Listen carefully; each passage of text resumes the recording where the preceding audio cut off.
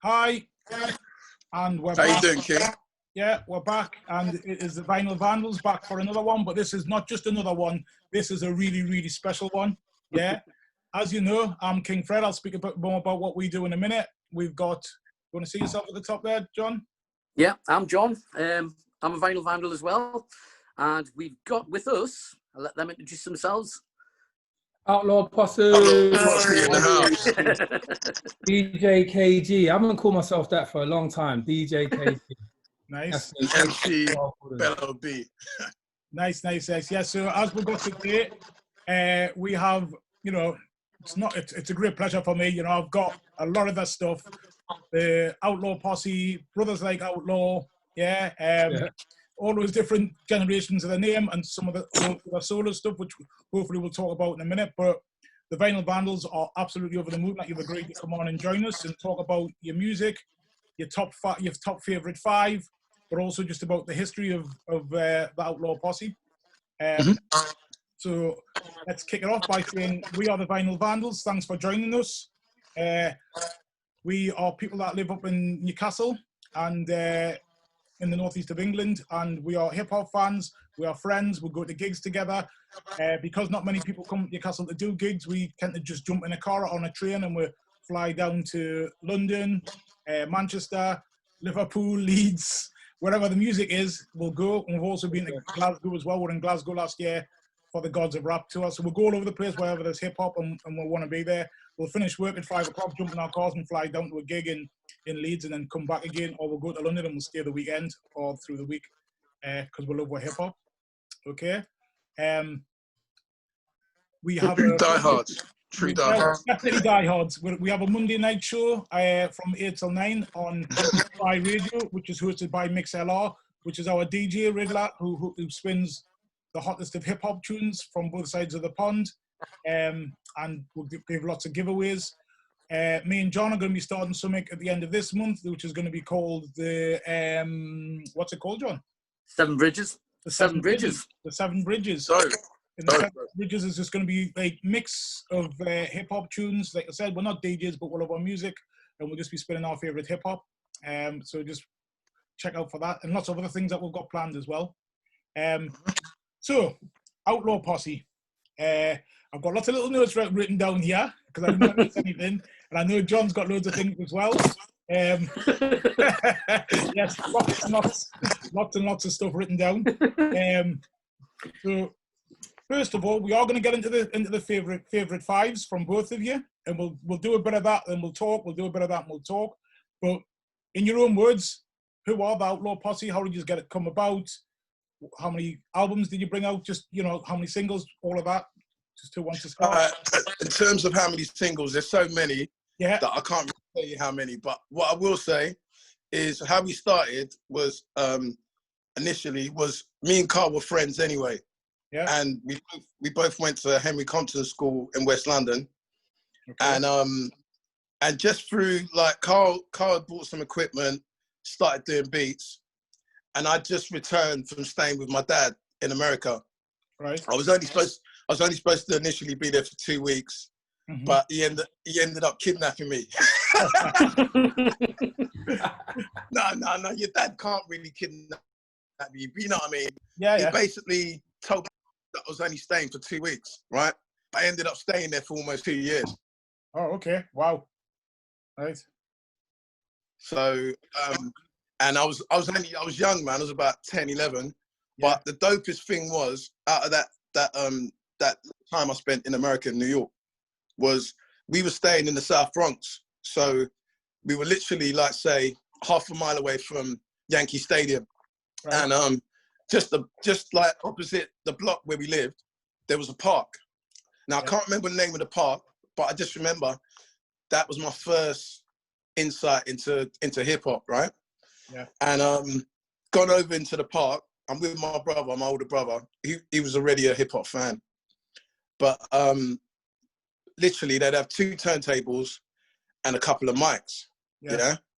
And MCs from in the area or outside of the area would literally just come on the mic and just spit some bars. Okay. So I'm looking at this, I'm just a young kid, but I'm looking at this and I'm thinking, this is dope. Like, I'm like, this could be me. Like, this is me. Like, because, you know what I mean? My teachers always told me I was good at English, right?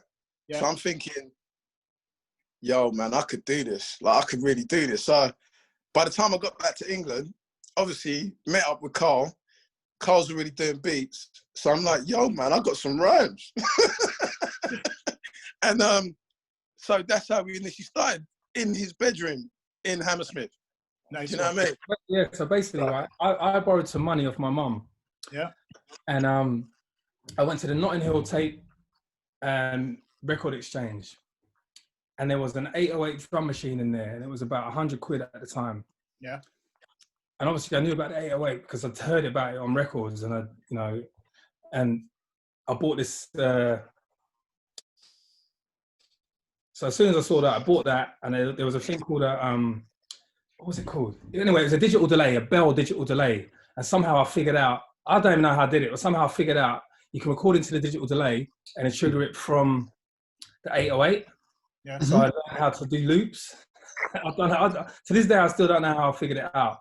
And then our original 8-track studio, which wasn't even that, was just a double tape cassette. So we record on it, then record over it again, and then record over it again. When you're a kid, you just get ingenious in figuring out how to make music or make demos or whatever it was. So I kind of figured out these really caveman ways of us to record. Yeah. So, you know, us being in school, him coming from America, being able to rhyme, me kind of fiddling about with beats, because prior to that, I'd saved up with a paper round money to buy two turntables, because I'd seen Wild Style, the movie. Yeah. And my dad was a DJ, but when I saw a DJ cutting and scratching, I was like, oh shit, that's what I want to do, man. And that's kind of where it all started. And once our two minds met, and I was doing the scratching and he could rap, just coming back from America. Prior to us, all we heard was American rap anyway. There wasn't really, I couldn't name you one UK rapper before that at all. So all we listened to was US rap at the time. And obviously he'd learned how to rap in America. That's kind of where our sound or our schooling kind of came from. Cool. So from about the age of how old were we then? By then we were like 15, maybe 14, 15, when we started fucking about. Cool. Probably around that age. I heard before that though that somewhere that, was it right? Was it one of you with a drummer? Was it you, Carl, a drummer? I was a drummer, I was a drummer in school. So basically when I got to the first year of school, Hello wasn't actually there at this point. He joined our school a bit later, but you had queues. You had to go in a queue if you wanted to be in the school band. You had saxophone, violin, drums, that or the other. And there was about 2 people in the drum. Like, previous to that, I was always drumming on the table, like just getting in trouble all the time. So I went straight to the drumming queue, and that's where I learned how to drum and actually make beats properly. From that, as soon as I found a drum machine, my mum actually helped me out again. She bought me a Pearl Olympic drum kit, which by the time I bought a drum machine, that was obsolete. And I just got into that, man. So that's how it all started, Do you still play drums? Now and again, when I go to my friend's studio, we have a few drinks and everyone just gets a bit silly. He's got a drum kit, he's got a Rhodes, he's got this, that and the other. So we just jump on and jam. Okay. So you never lose the rhythm. It's like riding a bike. You're a bit rusty, but, you know, can still do it, Nice one. And I'll tell you what, I actually played the clarinet, and I thought, nah, man, no one don't use clarinet on no hip-hop tunes. So I asked the music teacher if I could have a saxophone. Yeah, I remember that. Got a sax, learned how to do a couple of riffs, but not really like extensive, you know what I mean? Yeah. But it was cool. It was cool because then when it came to sampling, obviously I was going to use my influences, which came from my uncle. Yeah. And my uncle, Latif, who is still around. And he used to just play all the classic fusion tracks. He used to go out and collect loads of fusion tracks, you know, like from Bob James, Grover Washington, blah, blah, blah. So that was my real taste of like listening to real music, do you know what I mean? Yeah. Every Sunday, my mum would kick me out to go to my uncle's, to get a bit of a breather. But I was just there thinking, I can't wait to get to Uncle's house to hear some of his new jazz selection, you know what I mean? Cool. So it's weird how Original Dope, which was given to us through Carl's dad, was probably a track that I'd listened to via my uncle. Do you get what I mean? Yeah. And then some of the samples that we ended up using were tracks that I was kind of familiar with. Yeah. So it was digging into parents' collection, man, basically. Yeah. That was it. Do you know what I mean? That's spot on. Anything you want to add, John? Do you want to ask anything? So when did you, obviously you had your band, well, it's like obviously playing instruments. When did you first record your first track together? We recorded our first track together. It's probably about 85, 86, possibly. Right. I basically, this is what happened. I used to go to, it must have been around that time, because we used to go to a record shop called, was it Spin-Off, which was in Fulham. And the guy behind the turntables was the legendary Richie Rich. Yeah. Oh, wow. I don't know if you remember Richie Rich. Yeah. House to House, but he's a big time hip hop scratch DJ who I used to listen to on the radio anyway and try and emulate his style and all this. So we used to go there and buy our records. And by the time we'd done our first demo, which we were happy to play 21, he was in the store and I don't think anyone was there. And I was like, "Can you have a listen to this, please?" And he was like, "Fuck's sake." You know, he didn't get it all the time. So anyway, he gave me 5 minutes, he played it. And I remember him saying, "Oh shit, so he done the production on this?" And I was like, I didn't really know what a producer was, but I made the beat. So I was like, "What do you mean?" He's like, "Who did the music?" I said, I did the music." "Who's rapping?" "Oh, my friend, Bello B from school." And he's like, "Okay, how do you feel about coming to the studio?"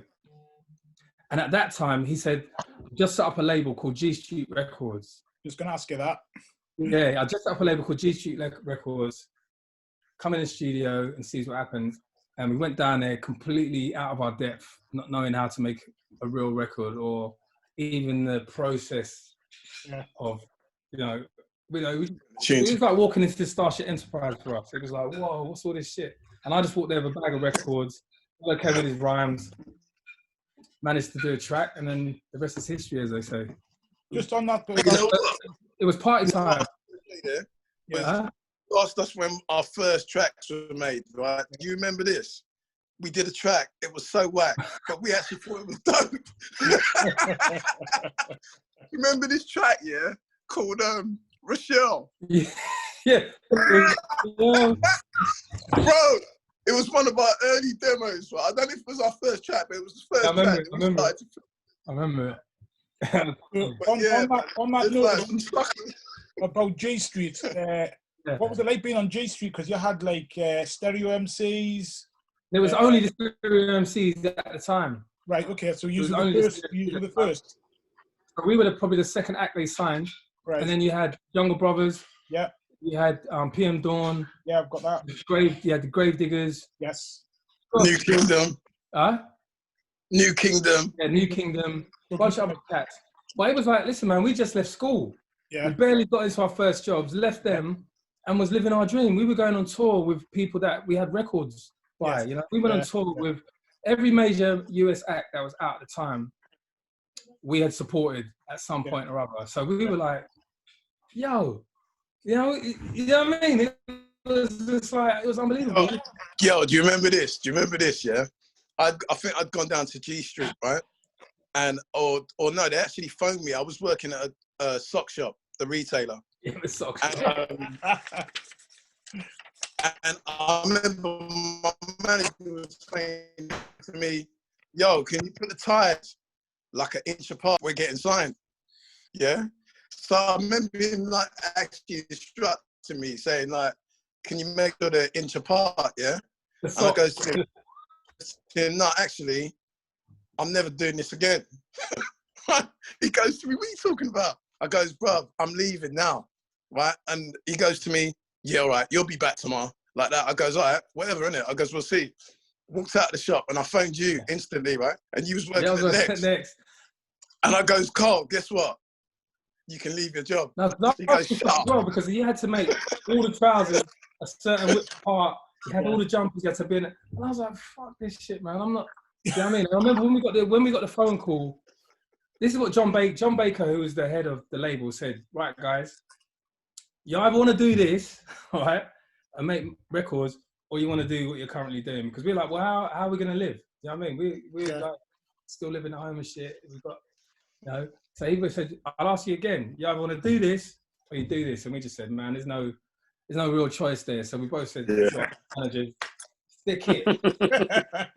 We left. All right, we'll stop there for a second. And have you got your first records at hand that your first fave? Do you know what? Mine are in no particular order. They're just going to be in the order. That's fine. That's fine. Yeah, so pick. We'll go you first. Oh, there you go. De La Soul. Nice. Okay. Now, why this album is so poignant? Yeah. Is because at the time this record came out, everyone was still on the James Brown. Yeah. But, you know, it was mainly James Brown, like I said. So these guys came out and they just opened up the world of sampling. They were sampling some real, at the time, you could say it was called hippie music or whatever. Yeah. But they basically went from black funk to anything funky. It didn't have to be James Brown. Yeah. And I remember first hearing this, and actually, we don't want to go into our favourite tracks yet, right, do we? But what just blew me away was the soundscape and the way they were rhyming and the way they put the album together was something I'd never heard before. So this is why this album is special. Can I ask you, KG, as a producer though, because when I got that, I rushed out and got that, and I was so disappointed when I got it because the quality of the actual record wasn't very good. Do you know why? Because there's so many tracks on it. Yeah. So the more tracks you put on the record, the thinner the record becomes. It's the quality. Yeah. So the quality is not as good. Okay. But I think originally I had it on cassette, so I listened to it on my Walkman, and it was just it was just amazing to me. And I think Prince Paul, who went on to do loads of other stuff, was a bloody genius at choosing samples. Right. Even the skits on there, no one had really done before. No, they were the first, weren't they? You know, they were sampling like Hall and Oates and Turtles and all these kind of obscure groups. Really done. Yeah, man. It was the ideas. Yeah. So ideas are everything. Do you know what I'm saying? Ideas, like when they dared to take hip hop, for me was mind blowing because my father's Jamaican and my mother is English. Yeah. So the record collection in my house was very eclectic. Yeah. But I only used to dig in my dad's side of the crates. Yeah. And when I heard De La Soul, I was like, oh shit, I could use white people's music too. Right. Which was some great stuff in there as well. Do you know what I mean? It just opened up the doors, you know what I mean, to sampling. You could sample anything. Do you know what I mean? It didn't have to be, you know, just the James Brown style kind of music. Yeah, but that was the great thing about doing music, right? Is the colour issue didn't seem to be such a major thing. It was more like you've either got it or you haven't. Yeah. And I think that was one of the easy deciding issues when it came to, do you want to do this as a full-time career? Yeah. Do you get what I mean? Because it was just like, if your vinyl's dope, people are going to buy it. And the funny thing is as well, we used to just collect records anyway. We was in the record store every single week, digging in the crates, going to secondhand record stores and all this kind of stuff. But what this did was just open up. It just made the world bigger. You didn't have to just go with this kind of sound or that kind of sound. What hip hop done was embrace all music. Exactly. We could take from anywhere and create a great record. You know what I mean? Yeah. So before I go across to Bello, what's your favourite song off that album then? Which one? The Dela? The Dela one. Are we talking the Dela or mine? You want to be asking me that, right? I'm talking KG there, so yeah. What's your favourite song off there, KG? Me, my favourite song from this record it was actually their first single, which is called Plug Tuning. Yes. Where they slowed down. I'm not even sure what the sample is, but they slowed it right down, and it was just like, I was like, what the hell is this? And the way they were rhyming and putting their flows together and what they were talking about, it was something I never heard before. So coming from a production background, I loosely term at that time, I wasn't really a producer, but the sounds they use and the samples they chose to use, I just thought was amazing, and it just kind of blew me away. So that album for me was like a journey into another fucking planet. Can we swear on there and shit? Well, try not to. But yeah. Bro, you've done that a few times. We want the babies to listen too, so please. Yeah. But thanks for that. Okay, across to you for your first one then, fellow. Okay, all right. Originally, I would have gone with Eric B. and Rakim, My Melody. But going through the files, I picked up the other album, Follow the Leader. Yeah. And that one right there. Yeah. And my favorite track of this. Well, before you say your favorite track, it's before you say your favorite track, just what does the album mean to you? So just a bit about the whole album. Right, okay. All right, I'll tell you what it is. Rakim, for me, was like an MC philosopher. Yeah. He was more than an MC, right? And it's like he took your mind somewhere completely different. Yeah. And that is what attracted me to Eric B. and Rakim. It was not just the samples. The samples were extraordinary. I thought Eric B. for music selection, I think he's actually underrated in terms of in terms of the tracks that he used to sample. He took it to the deepest depths. Up until now, I'm still discovering stuff that he sampled back then. Right? I admit maybe scratching skills weren't on par with like maybe a KG, but in terms of the music he was using, wow. I mean, wow, right? Then, sorry to interject. Yeah. The first couple of singles were produced by Marley Marl. Okay, yeah. I'm a nerd like that. I know this shit. Yeah. But I'm saying like musically, in terms of the music they were using as the whole concept. Yeah. I thought the selection that they were using was out there. Yeah. And in terms of lyrics, Rakim for me, I know everyone says, "Oh look, God MC," but for me, it's just the fact that the subject matter was so deep, and he could tell a story, and you felt like you was there. Yeah. Do you know what I'm saying? Yeah. I just think, well, the title says it itself, innit? God MC. Although there's about 5 other MCs that I could probably put on par, but for different reasons. Yeah. So yeah, that's the reason why I'm still a heavy fan of Eric B. and Rakim. Okay, cool. What would you choose as your favorite single off that album then, or favorite song off that album?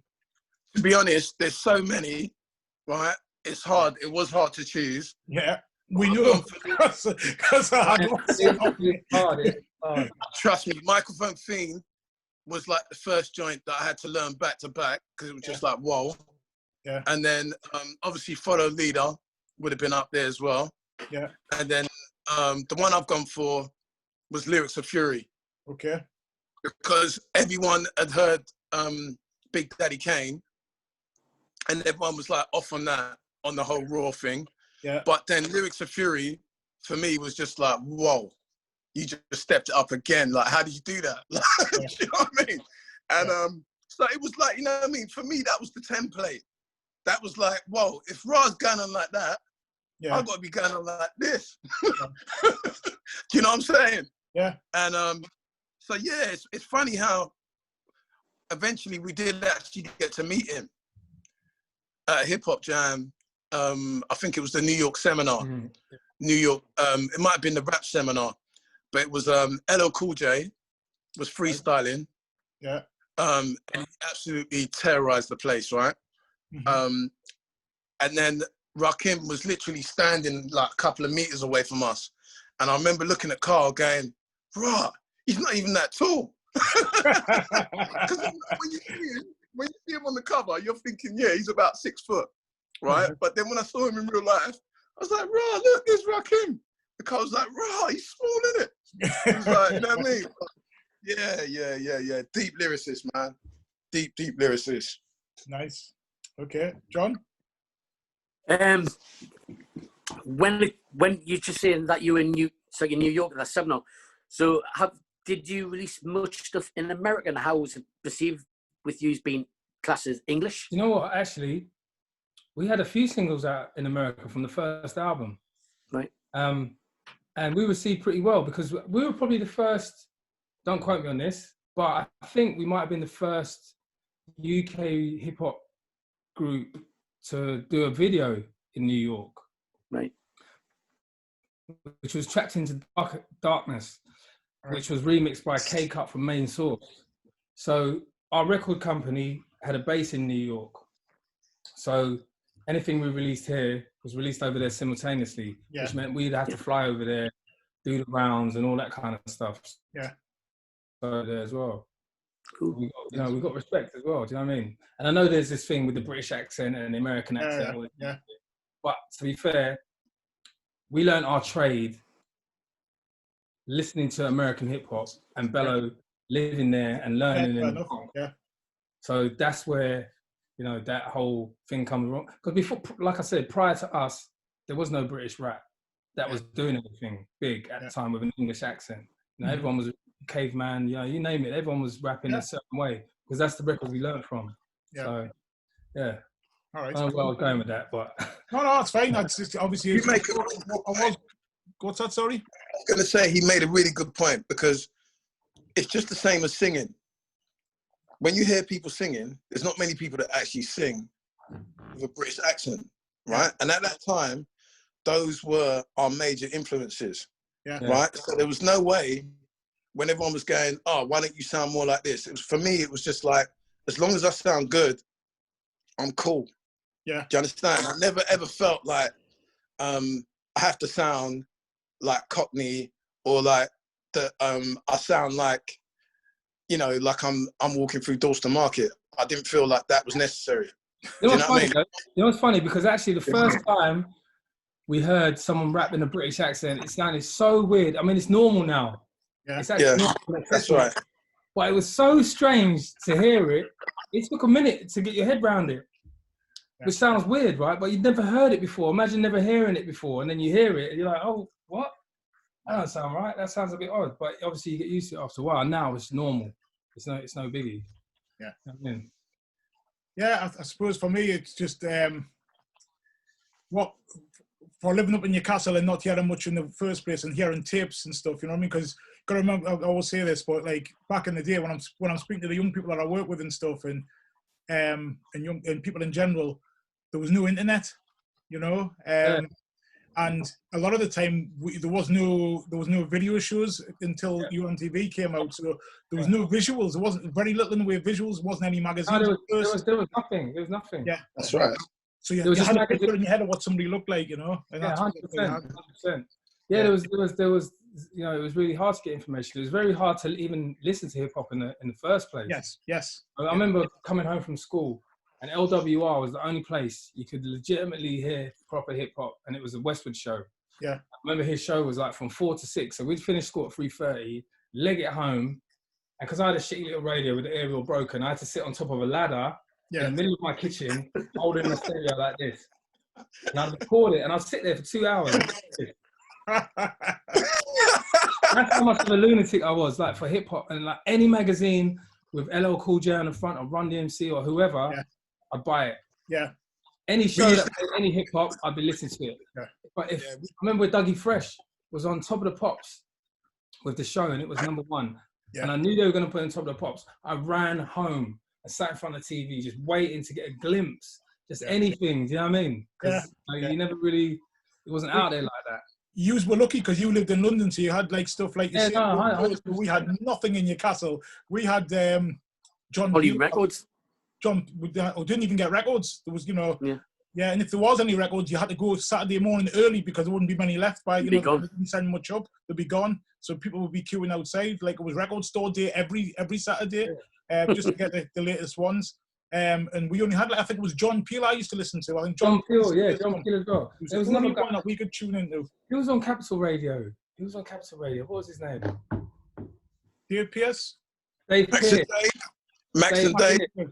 No, not Max. No, Max and Dave were on LWR, I believe. That's right, yeah. They were on Pirate Radio. But Dave Pierce, he had a wicked show as well. But again, we didn't get them, and we don't get them in Newcastle. So what we had to do was... That was London radio, wasn't it? If a cousin came up from London to visit, they'd bring some tapes, or if I went down to London to see my family, because I've got a lot of family, especially in South London, then I'd get some tapes and bring them back, and I was popular because I had tapes. I mean, how precious were tapes then? Like, you have a cousin coming from New York, or someone's cousin or freight, and you have this tape, and I remember there was this tape going around of Africa Bambaataa, and who was the other DJ? Was it Africa Islam? I can't remember, but I know it's Africa Bambaataa show. He was on the show, and it was like the best thing I'd ever heard in my life. The mixes they were doing, the hip hop they were playing, and it was like I treasured it. I just treasured that one tape. Do you know what I mean? It's like the same thing with the records as well. It's just like, you know, I used to go mad over Kid Capri. Where music is just throwaway now. Yeah. And it doesn't really have a worth almost. You know, it's not like, you know, you take the record and you're like, shit. And you sit in your bed and you read everything from the bass player to who mastered it to what was recorded, and you turn it over and you lie in your bed and you listen to the whole. That doesn't happen now. It's like skip. No information on who done the record. Skip. Fuck this. People don't listen to a body of work. Nobody actually cares no more. That's the difference. People still love music, but they love it differently. They don't love it like how we used to love it. Like exactly. Like you would look for the bass player, you'd look for the drummer, you'd look for the saxophonist, and you'd be like, "Rah, I'm gonna go and check that guy's body of work." Do you know what I'm saying? All of that. Every single I bought, every album I bought, I'd know every bit of information about how it was made, where it was made, who played on it, this, that, and the other. But now, you know, no one gives a shit. Do you know what I mean? It's funny because the information now is more readily available because of the internet. So there's more reason that you can check out all of that in an instant, but people don't bother. And it is, I suppose, maybe it's where dinosaurs and we're dying out. We just sound like old miserable bastards then. we're like a dying breed, man. You know what I mean? But you know what? I guess people just love music in a different way now. Do you know what I mean? Yeah. You know what was dope though? What was dope about that time was like, same thing you was kind of saying was like, you would, if Carl went out and got Eric B and Rakim, I'd have to go out and get Organised Confusion just so that I had something different to what he had. Yeah. And we'd sit there. But then we'd go around each other's house and sit there and listen to it. Yeah. It was an event. And swap. Man's got a new album by Eric B and what? I'm coming over. Yeah. And then nigga would tape it and shit. Yeah, that's right. Yeah. And then pass it. Yeah. Spot on. Okay. We'll move on then. So before we go to your next, we'll go to your next choice, your next album first. You don't mind Carl first if you go. Yeah, whichever comes out. Yeah. Okay. Okay. I don't get mine. There's a reason behind this. Okay.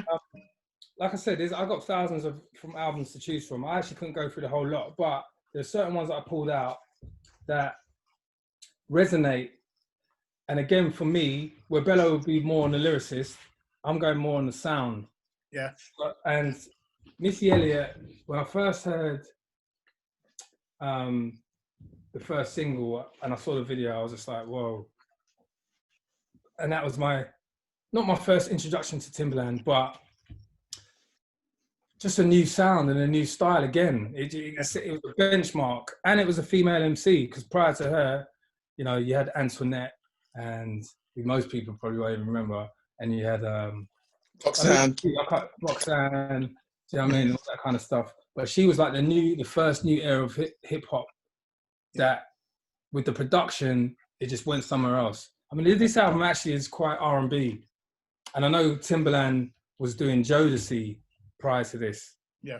And you can hear the influence on there with her songwriting, but the way she rapped, the way the beats were, all that kind of thing, just kind of opened production up again to me. It's like, whoa, they're going here now. So it just shifted the goalpost a little bit, and it was fresh, man. That's the thing. It's records that are just fresh, and it's something that hasn't been done before. Do you know what I mean? And I think that album, for me, broke a lot of molds. Spot on. Okay. And what was your favourite song off the album?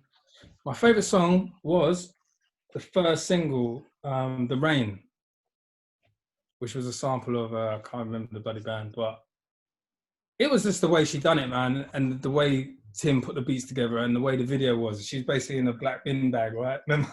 I don't know if you yeah. And it was just mind blowing on every level.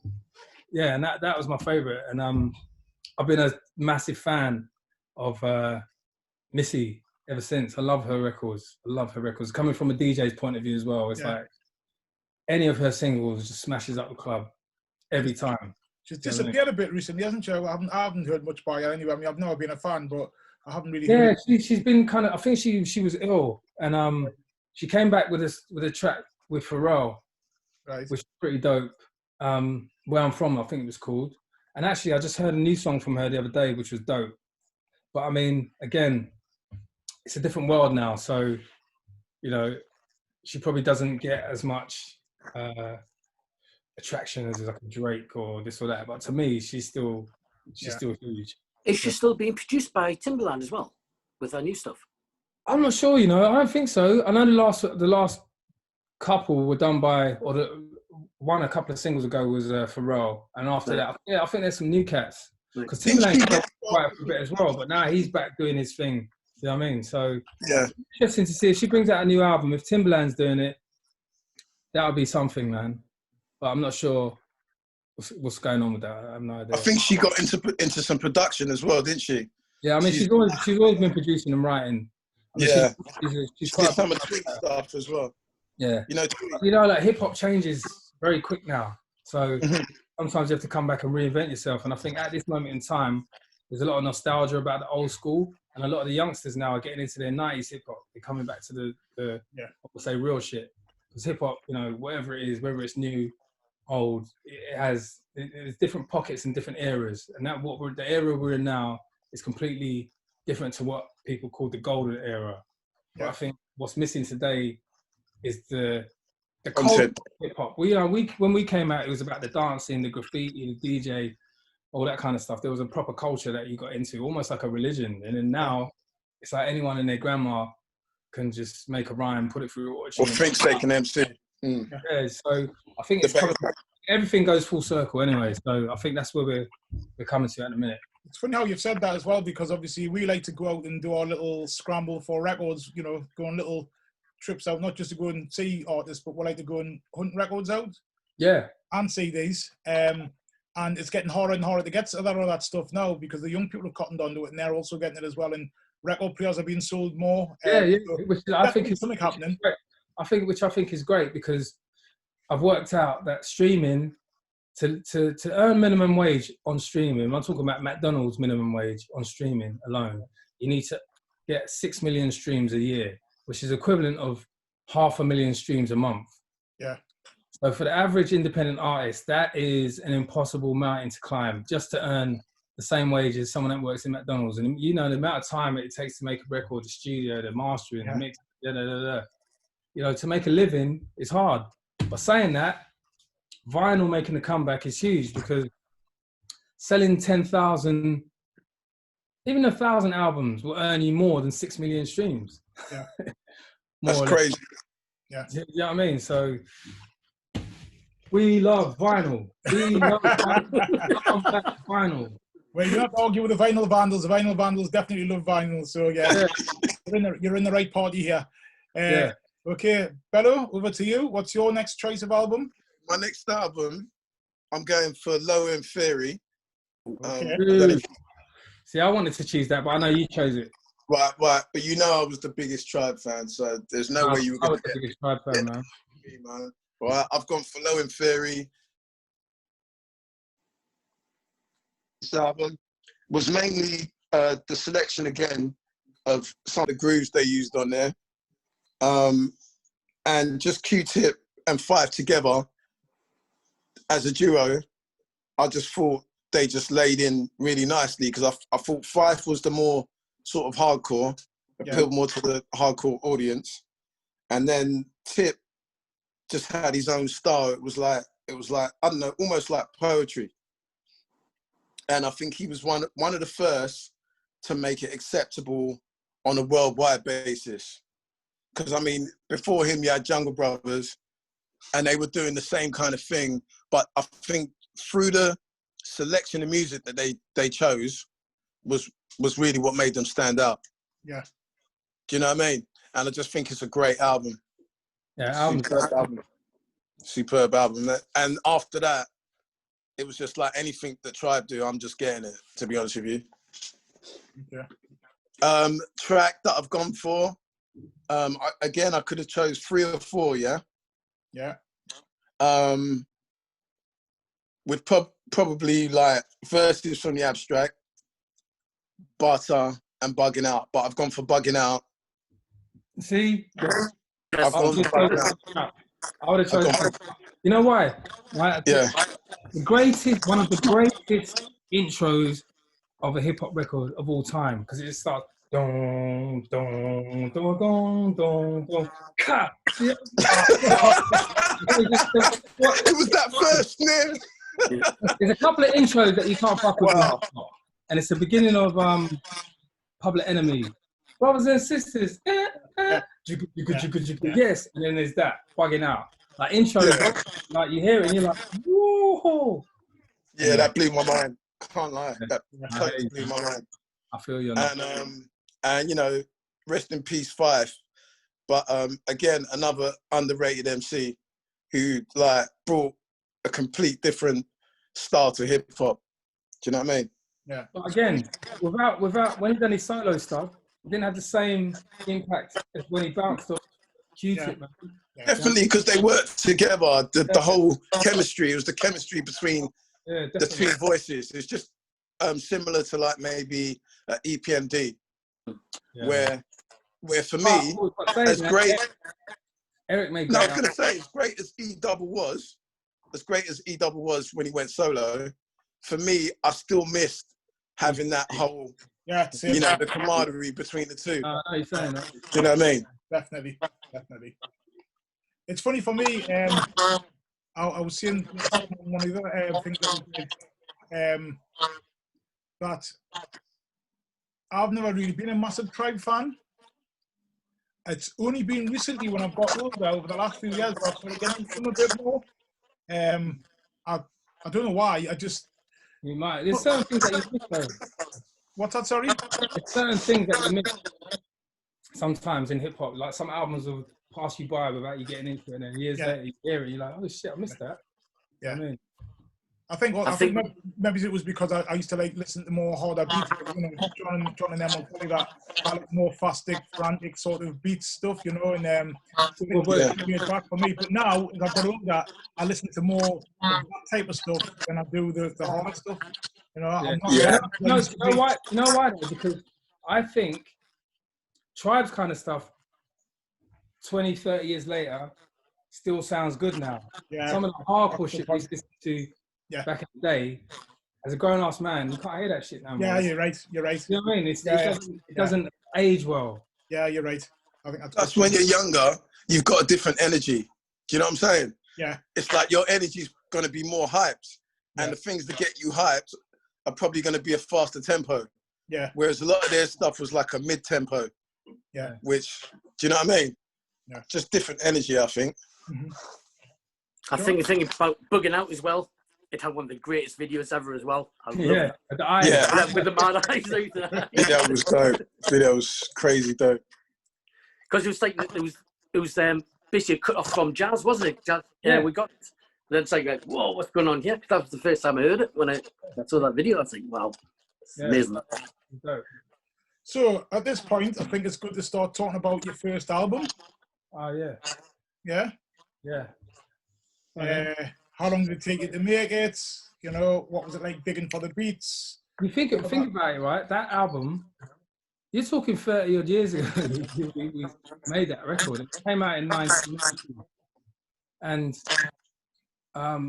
that came subsequently from us doing our first single when we got offered to come in the studio by Richie Rich, and we made the first single called Party, which actually that and the B-side never actually made it onto the actual album. It was almost like a feeler out to see if we were any good. And then they decided, these guys are dope. And we just went in the studio. I'm not even sure if we knew we were making an album. We just recording. And a lot of the samples were, again, from my perspective, a lot of it was from my parents' collection.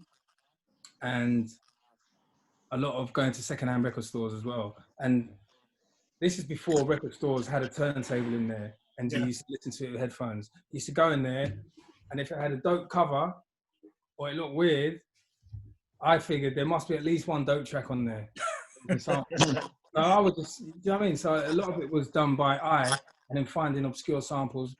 Other samples came from my dad's collection. Other samples came from my mum's collection. Other samples came from Bellows' collection and parents' influence. Yeah. And I think, yeah, we were just in the studio. I just remember just being in the studio all of the time, just making this body of work, which we never knew we were actually doing at the time. Is that correct, B? Is that how you Yeah, it was like a 24-hour lockout. I remember being moved around studios as well. Because I don't know, was that the time when we was at Solid Bond on the first one, or was it mostly G Street? I think the majority of it was done at G Street, but we did move around to the studios. But the album, as it came out, all of that was. We actually went to New York as well and recorded a few songs. Okay. Because remember when PM Dawn came on board and they were like, "Oh, you should go in the studio with PM Dawn," and we done a few songs with him, which didn't really amount to shit. But we were listen. We went to a studio called I think he pronounced it Calliope, and that's where they tried their album is. And we were so happy just being in the same studio, recorded in. I don't even know if we even came out of anything. All the songs that we recorded in England, they made the record. Nothing else did. And I remember the engineer playing us some unreleased Ultramagnetic, and we probably just lost our fucking minds because it was just like we're the biggest fans. Imagine, right? We were just like huge fans. Going to these different studios and this and that, and like it wasn't work, man. That's why I can hardly remember working, because it was just having a laugh, doing what you love. Yeah, doing what you love. Yeah, we absolutely. 20 songs that were cool, and we were able to make a record out of. So yeah, it's So you know the songs that you did with PM Dawn, is any recording still left of those? Are you still going to them? You know what? I actually don't remember where them recordings are now. I have no idea. I tell you what, we have got an unreleased DAT. Yeah, I'm currently looking for a DAT machine. Yeah, I've got a DAT machine. Yeah, but I think we tried to play them. Don't you remember? And we couldn't get it going. Talking about unreleased shit, there's actually a third album that we did that Bello put online, I think a year ago or so. It was called African Fire Part 2. And we actually recorded that in 1992. Yeah. And I listened to it the other day when I was on the jog, and I'm thinking, wow, this is dope. I don't even know what happened there, but if you haven't got into that record yet, that's Don't worry, I've got it. I even got it signed off Bello. Yeah. There you go, mate. In Brixton, in Yeah. I remember that day, man. Yeah. That was a great day. I was down in London. I think it was for Stetsasonic. We came down for Stetsasonic. Stetsasonic didn't turn up. These guys went to them. I've got family in London, so I stayed longer. And I went to Brixton, and I went in to get that record. I came into Brixton to Pure Vinyl to get that record, and also to go to the chip shop that night. I went into the shop, got the record. It was the last one in the shop, and saw Ty in there, R.I.P. Ty. And Ty said, "Right, where you going?" I said, "I'm going back to the hotel. I'm going to stay in a hotel." He said, "No, you're not. You're coming with me. I'll take you around and introduce you to people." You know how Ty is. So Ty then dragged us out the shop and said, "Right, we'll go to the chip shop. We'll have something to eat. And I'll introduce you to some people." And as I left the shop, the first person he saw was you walking up the street. And I didn't even know who you were. You walked past me. And he said, I just heard you go, Bello. Yeah, so I've got that record. Love it. Absolutely love it. Because a lot of people think that we just recorded that. That was bloody 27 years ago we did that. Yeah, mate. We was 23 years old. Wow. Wow. Good stuff. I'm saying that our new shit now, let me just put this out there now. Right now on Amazon, in hip hop and R&B, we are number 1 and number 6. I just saw that this morning. Yeah, I'm gassed. I can't believe it. Yeah. On that note, I need to get a celebratory refill. So yes, he cracks me up. But yeah, man, it's nice, man, that people appreciate what you're doing after such a long time. been out of the game. You know what I mean? And it's when I say out of the game, we've always been making music, but also working with other artists as well. Yeah. Do you know what I mean? I'm going to come to that in a second. So your Afro 2. So just so we got this correct, Afro 2 was going to be another album. It wasn't offshoots of the first album, no? Nah, that was going to be the third album. Third album, right? Okay. And for whatever reason, I can't remember exactly the reason. I think probably me and Bello were arguing and shit as well. Yeah. And no, do you know what? Come to think of it, actually, I can't remember. I think I actually can't really remember. Huh? Yeah, but from what I can remember, it's never really been me and you. It's the outside influence, no, exactly. basically saying do this or do that, and it's kind of like actually we didn't split. We didn't split and then go and do our own thing. Yeah, there was something with the label, and we felt a little bit hard done by. Yeah, and then all that kind of nonsense started coming into it, because as soon as you start making money, all this, which we weren't, by the way, this is the problem. When all this starts to arise and you don't see eye to eye with the record company and things ain't going the way you think they're supposed to go, things kind of dissolve and you kind of go your own way. And that's kind of what happened. Yeah. You know what I mean? As far as I can remember. Yeah. I suppose for me, it was just, when as fans like me and John are, and you're watching it, you're thinking, oh, they've split up. That's a shame. And then, right, they're back together again. And obviously, hearing that your album was out, and then again in Newcastle, I think there was only a few sold out. Can't get it. Where I'm in London, I'm definitely going to get it in London this time. Rang up the shop. Have you got one? Got on you? And yes, there's one left. I'm going there, so I'm not gonna miss it. And it's just that kind of like, we're always sort of trying to play catch up to the big city. I think it's it's something that I think. Do you know what's funny though? It's like seeing the love. Yeah. Bello was like to me, mate, I swear to God, you got a third album somewhere. And I just started digging through the DATs, got hundreds of bloody DATs from back in the day. Yeah. And I started finding all these tunes and I sent it to him and he's like, just put it out. And I think that kind of, and when we saw the reaction, because I think we had a couple of labels put out a couple of 7 inches that we did. Yeah. And they flew out, sold out. Yeah. So I was like, F it, man, just put it out. It's no point it sitting in a drawer in my studio somewhere. You might as well let people share it. Yeah. And when we heard it, we were like, actually, this album is probably the tightest album out of the 3, do you know what I mean? And I was going to say that. I think it's all about just sharing it, man. It's like, I'd rather it out than just sitting on my bloody hard drive, do you know what I mean? And I think because we realised that the fans, there's still fans out there with an appetite for what we do. Yeah. I think that's kind of what led to us making a comeback. But this album, you're not selling it through a record label, is it? You're selling it yourselves? No, because I've actually got my own record label. Well, anyone can set up a record label now. Yeah. No, it's not a problem. So, it's like, well, you know what? Rather than spending a year trying to shop a deal, I've got a studio. You write the rhymes. Let's just make a record. Yeah. It's a big deal. You know what I mean? And then you put it out and see what happens, and we get a good response. So it gives us inspiration to want to do more. Motivation. It gives you motivation. This is motivation, son. Yeah. You know what I mean? Good stuff. Yeah, trust me. Okay. Can we go to number 3 then, please? Yes. Yeah. What we've got? Oh, right. The guys we were talking about before. Yes. EPMD, Strictly Business. Yes. Now, I was Parish, as far as I can remember, and Bello was Eric Sermon. And I think it must have been this album and Ultramagnetic first album that we actually knew the words rhyme for rhyme, snare for snare, bass drum for bass drum. That's right. Every single track.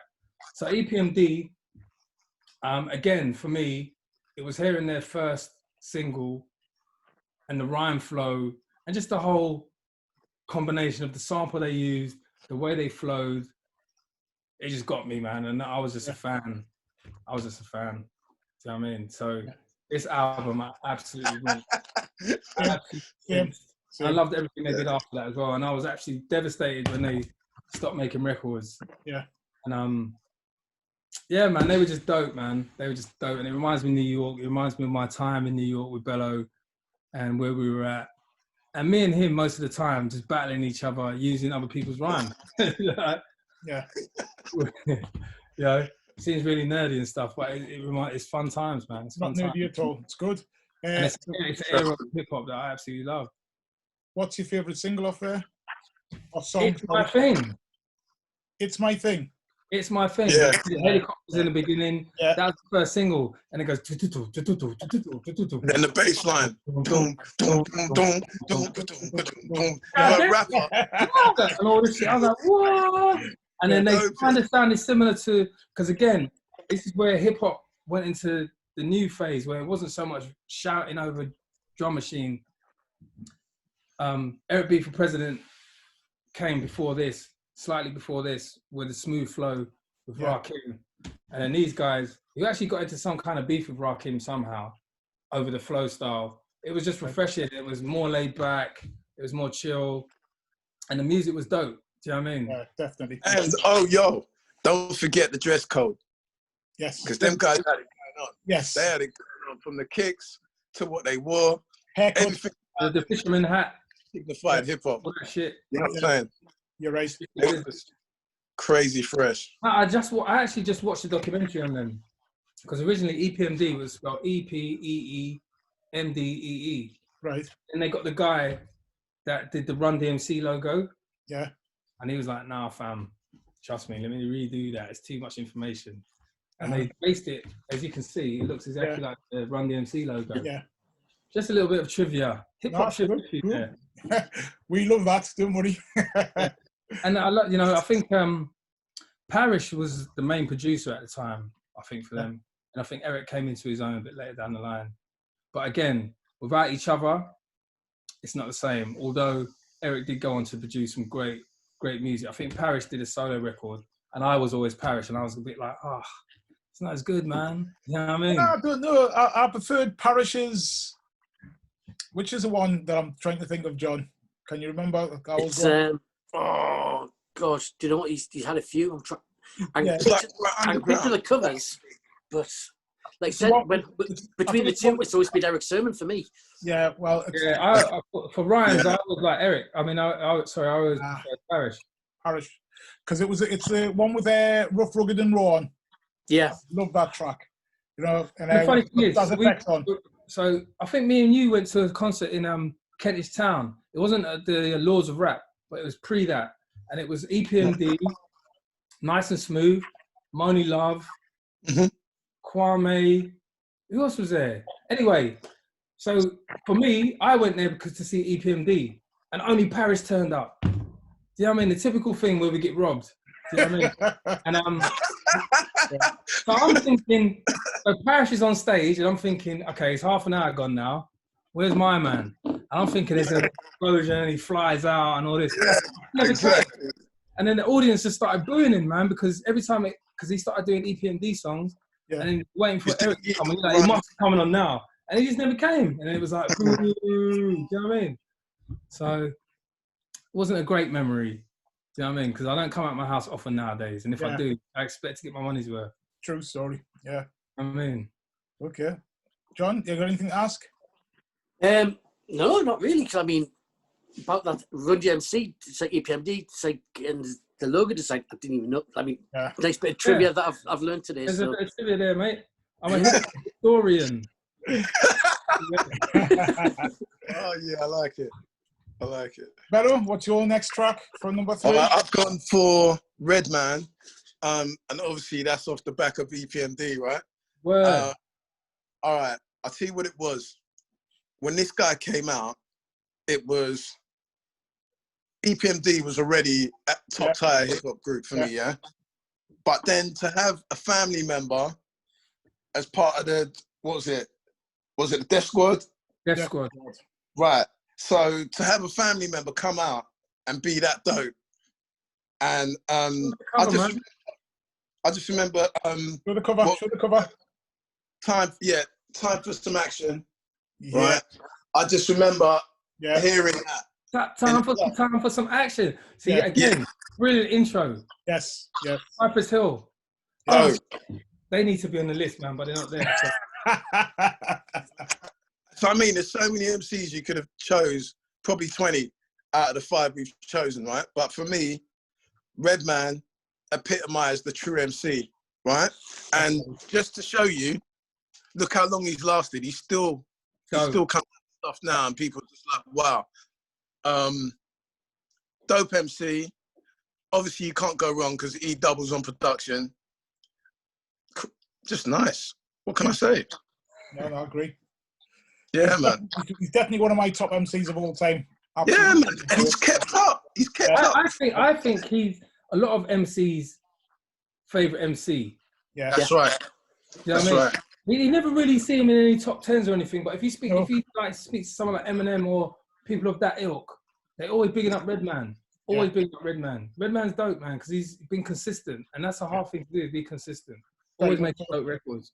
Yeah, without a doubt. John, anything you want to say about that in Bella's choice? What's your favourite track off it? I've gone for time for some action. Okay, right. Yeah, but I mean, again, there's probably two or three other tunes on there that could have run neatly as well. Yeah. I mean, it's hard to choose my favourite, man, because I listen to the album. Yeah. You know what I mean? Yeah. And if the album flows nicely, then I'm on it. With that album as well, he actually produced a lot of it himself as well, didn't he? Yeah, no, exactly. Yeah. Right. Yeah. Which that's right. When I first heard it, I thought it just sounds like Eric Sermon. Then when you read the cover, I was like, oh, we're there. Reggie Nope, that's him. Yeah. Yeah. Well, he was a DJ. Definitely. He was a DJ first, wasn't he? Yeah, he was a DJ. Yeah. I think he actually DJ'd for Das FX, I think. For Das FX, that's right. Yeah, I think so. Yeah, he did. So, yeah. Who was the guy who used to be a stripper? There was the MC stripper. Who's that? We won't go there. Never heard that one. I don't know what you're talking about. Top MC as well. Do you know what I mean? But anyway. There was another rapper as well, like when it first came out, who looked a bit like, what's the other one from the squad? Hey Solo? Hey Solo, yeah. Hey Solo, yeah. He was on that spellbound shit. He remember he used to spell shit for all his first 5 singles. He was outside the SPEL. I actually quite liked him as well, but yeah, same. That same style you couldn't last. You couldn't keep couldn't last. No, it's like that's effects and shit with the wiggity shit. You can't do that for 5 albums, man. No, you can't. But they were good while it lasted. At the time it was dope. I'm not gonna lie. Yeah. Okay, I think it's time we should talk about your second album. Second album. Oh, what's it called again? Oneness of 2 Months in Unison. Actually, yeah, man. Do you know what? That's a little bit more vague. But I remember us going into. Because this is where. Because it was Bello's idea to start using the band thing, right? Because I think we use a lot of live instruments on that, mixed up with samples. And I was just a hip hop purist, like fuck the band kind of shit. Yeah. You know what I mean? And once I'd got my head around doing that, we kind of went into a more adult world. Is that fair to say? Yeah. Like musically and stuff. Yeah, and definitely. I agree. A lot of the samples from that we got in New York. When we used to go to Tower Records, we used to buy like a whole bunch of CDs, new hip hop, like old jazz CDs and all that kind of stuff. Because I remember that. What was the song that went dun dun dun dun dun dun dun dun dun dun dun dun? Freddie Hubbard. Yeah, because I remember we got that. Freddie Hubbard? Yeah, and I think we were touring a lot as well at the same time. So we'd be in places like Germany or here, there, and we'd always wherever we went in Europe, we'd find a record store. Yeah. And we'd go down there and we'd just buy tunes. And I think we got a lot of our samples in Europe. I remember I did anyway. And yeah, I don't really remember the process of making that album so much as the first one. Because by then we were just on the road, we were doing this, we were doing that, we were doing videos, we were in the studio, and all of a sudden you got this body of work and it's like, okay, it goes out. And then that was kind of it. That's my recollection. Too much red wine. Bello? Yeah, man. Second album, man. By then, we were doing our thing by then. Do you know what I mean? So it was a different process. Yeah. We were just hungry to be in the studio. By the time we done the second record, you're thinking about, wait, how are we getting paid now and shit? And like, we're doing tours and doing videos, and there's all these people, there's lawyers, there's accountants, there's money, there's this shit. So it's slightly different. You're on a different process. Yeah. Well, our album was dope though. It was still dope. But I think at that time we were signed to MCA for publishing, and we've done a lot of it in Hammersmith at MCA Studios, if you remember. That's right. Yeah. And obviously through touring, we started meeting loads of like musicians, and I just bought a flat in North London, So like, KLF money. yeah, you know the kid. We'll talk about that in a minute. Yeah, we'll go there. We'll go there with that, definitely. But was going to say, a lot of the musicians that you hear on there, they all lived in the area. Yeah. So it was like a nice little network of musicians. Yeah. Like, why not use them? They're dope. Yeah. You know what I mean? It was a band called Push. They were like a funk band. Like they were like the JBs, man. They were dope. And I think a lot of the musicians were from that actual band, weren't they? That we used. That's right. Yeah. Yeah. Nice Ernie McCone. What was it? Crispin. Can't forget all our boys. Dan Lippman. Yeah. Who's the guy that you worked with? We travelled the world with these guys as well. So yeah, we ended up using a lot of them. So yeah, so the second album was like a mishmash of samples, musicianship, and I think actually as well, Bello took his lyrical content up a step further as well. And actually, funny enough, is that we were actually quite a conscious band.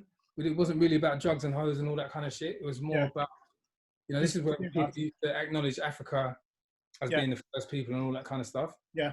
And Africans were still getting a hard time, in Europe and even amongst black people. It was like, Caribbeans used to be like, oh, you're African, all this kind of crap.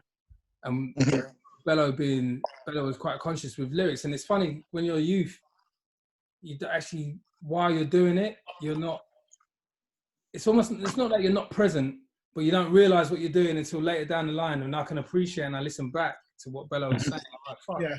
People are just getting on that now. Like there's a song on the third album called Police Brutality. Just going to talk about that. Yes. Yeah. And this is 30 years ago. So if you think about it, not a lot has changed from then till now. Yeah, till now, absolutely. Yeah, I'm saying a lot of the issues he was tackling then are still relevant to today. Yeah. But the consciousness in rap has kind of gone missing, I think, in today's I think you're right. I think it's not there, but it's not as prevalent. On that note, though, do you not think that's because what's happened then is still happening now, which to me is that kind of who gets pushed and who doesn't get pushed? Now I know. 100%, because conscious rap never used to sell, but I think we wrapped it up in good music that you want to dance to. Yeah. So that kind of probably made it a bit more palatable, and I think that's what gave us the edge. Yeah, and at the time as well. You actually dance on music. Funny enough, the Afrocentricity was actually more prevalent back then than it is now. Even though everyone's talking about being woke and shit. Yeah. There's less conscious hip hop now than there was then. But at the time, though, like you just touched on, I remember going to London and still being sort of being made to feel ashamed of being of African descent. Obviously, I'm born. Yeah, 100%. In Newcastle, but going to even things like it's point this weekend's been should have been Notting Hill Carnival, and obviously it's a West Indian thing, but that was very much the pride of the West Indies. Everybody up there talking about being West Indian, and Africans being seen as a bit of a joke. Even some of the comedy back then, if you watch some of the shows from back then, they used to mock the Africans. From Desmond to what's the show called? Real McCoy. It was definitely all that shit. Yeah, of laugh at the Africans. I'll give you a joke, King. Yeah, I used to play cricket, right? Yeah. And it just happens that I happen to be one of the best cricketers in London, right? Yeah. But the thing was, I was African, right? So it used to confuse people because they'd obviously see a black guy. I was the only black guy playing for London, yeah? And it would be like, they would automatically assume that I was from the Caribbean. Yeah, because Caribbeans are smacking. You know what I mean? Yeah. So it would be like, no, actually, I'm not. I'm African. Do you know what I mean? It's weird, man. It was weird. Trust me. But we needed that to happen. Yeah, but I think for me, the reason why I brought this up is because of the internet now, and me starting going back and checking these songs that I've had for a long time. So your albums and your singles, your 12 inches that I've got, CD, I've got one lying around here. I've got this on vinyl and on CD. Oh, wow. Which tends to happen. Dope. Is finding out. So, for instance, linking up with you when I went down to London and seeing you, and then keeping in contact, adding you on Instagram, and then seeing you pop up in Ghana. I'm like, why are you in Ghana? I didn't know you were Ghanaian, of Ghanaian descent. Yeah. You know what I mean? I didn't know Ty was of Nigerian descent. I didn't know. I never knew until recently, about a year or two ago, that Bionic from the London Posse was Ghanaian. It's like, I only just found that out. I thought it was a yard man. Yeah. I thought Bionic was a yard man. Yeah. Yeah. So while all of that's been going on in the past, how come these people have been around? And I'm sure there's more. I'm sure, is it Catch-22? Some of them are Nigerian as well. Is it Huckleberry Finn? Is it I think at the time they used to subdue the heritage because it wasn't looked upon as being cool or whatever the hell it was. Yeah. And don't forget, all the images we fed by the media, it was just starving people in Africa living in mud huts. You don't even think that there's actually buildings made out of bricks. Like there's proper buildings there. It looks the same as New York or London. Yes. But you're being fed this image of this is starving, this poverty, this corruption, is this. And I can tell you now, Ghana is one of the most beautiful places I've been to in my life. I put it on with when Carl and myself went to do the jazz festival in Rio. Yeah. Here. Right up there. Yeah. Bahia, Rio de Janeiro, wherever. But you know, just coming back from there and seeing how peaceful it is and how beautiful it is. Yeah. I'm actually imagining a later life living there. So you know what I'm saying? Yeah. It is a beautiful place, man. Yeah. Yeah. But the good thing about it is that because of the recent situations in the world and all this kind of stuff, people are actually looking into the history and realizing where we all actually come from. Yeah. And you know what these countries actually represent and what they give to the world and what's been taken from them. Yeah. So you know, it's all down to education, man. And I think, you know, it's you know, it's partly on us as grown men to try and to dissect the myths and put the truth out there. Do you know what I mean? So as well as we might make records having a good time, you know, there's other records with a message saying, no, this is actually what's going on and this is what's happening and this is why this is happening, all this kind of shit. I mean, I've learned a lot in the last 2 years about my heritage, my Jamaican heritage that I didn't know before. Yeah. And it's all brought upon by the nonsense that's going on now. Do you know what I mean? Yeah. So education, education, education. Without. Trust me. Yeah. 100. Right. Thanks for that. Can we go to, will it be our fourth one, is it? Yes. Now back to the foolishness. Well, actually, it's not foolishness. So, look at that, man. Just look at the bloody sleeve. That's what, like, that's old school, original hip hop right there. Now, these guys, it's hard to put into words. When I pick up this record and I look at that sleeve, it just takes me back to being a kid and being overwhelmed by this new sound. And when you're talking about getting the tapes from America, and you're talking about, we're from an era where when we were growing up as kids, you're at the birth of something. It's like people seeing Jimi Hendrix on stage, a black man doing rock, and then setting the guitar on fire and basically banging it on stage, right? And yeah, I don't know if you've seen this footage of Jimi Hendrix doing that, but all these audience are white, and they were like, what the hell did I just see? You know what I mean? It's like the first time you see something that's never been done. It's like going to it's like going to the moon. No one's ever, that's the same as me hearing this record, or seeing these guys after, this is the birth of hip hop. And I know the purists are gonna be like, oh, but there was hip hop before this. Yeah, I know that. I'm a hip hop purist myself. But I'm talking about taking it somewhere else. Yeah. Taking it somewhere else. The whole imagery, that's hip hop. Look, you cannot deny. That is textbook hip hop. The impact, the look, the impact everything. Going back to sleeves, that, you know what I mean? Look at iconic sleeves, iconic pictures of Marilyn Monroe, Rolling Stones. That's an iconic sleeve right there. Yeah. And if we're going to go to my favorite song off here, and don't forget as well, coming up as a DJ and hearing Jam Master Jay cut up and going to see him live, cutting shit up. You're talking about mind-blowing times. It's like, be like a fucking alien landing in my back garden. That would be the same bewilderment and wonder. So when I heard Sucker MCs on a mixtape from New York, and it was a few years ago, I could cry right now. The feeling I felt at that time, I've never felt that type of emotion about a genre of music. Yeah. Then when you hear what you have to try and explain to people, because hip hop now is normal. It's like a normal thing. it's a normal thing. It's like everywhere's hip hop. It's pop now. It's pop culture. It's whatever. But when you hear a song that defies gravity, defies the laws of music, and changes the game, there's no music in that song. It's just that beat, which is based on a sample. I can't remember the exact name of it, but the way they flowed, the lyrics they were saying. Any hip hop person from back in the day, they would tell you that was one of the greatest hip hop records of all time. Can't argue with that. Can't argue with that at all. You know what I mean? Yeah. It's to Run DMC.